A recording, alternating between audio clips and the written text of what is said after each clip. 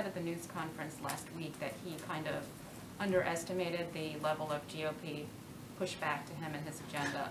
And we all think that his nominee will not be spared any pushback. So how interested is the president in a bipartisan confirmation vote for the nominee, or would he be, open to a Democrats-only confirmation vote? Well, Darlene, as you heard the president say directly, he's going to work in good faith with senators of both parties, and there are historic parts of these processes that include the advice, receiving the advice, welcoming the advice from members of both parties, and that's something he certainly intends to do. As you heard him say, I expect we'll have more details on what that will look like in the coming days. And he's also grateful to the Republican members who have already indicated they plan to work with him.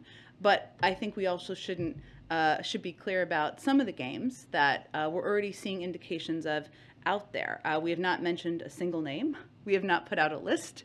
The president made very clear he has not made a selection. And there are, if anyone is saying they plan to characterize whoever he nominates after thorough consideration with both parties as radical before they know literally anything about who she is, they just obliterated their own credibility. So our intention is to not play games. The president's intention is to consult with members of both parties. And his intention is to nominate a qualified candidate who, after completing a rigorous process, who is worthy of the excellence and decency of Breyer's legacy. What's your time frame for getting someone confirmed? Would you like to have it done by June, or what are you thinking?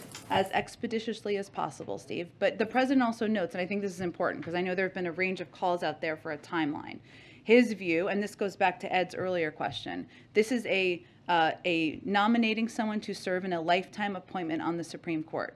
We want that to happen as expeditiously as possible, and we will call out games as we see them.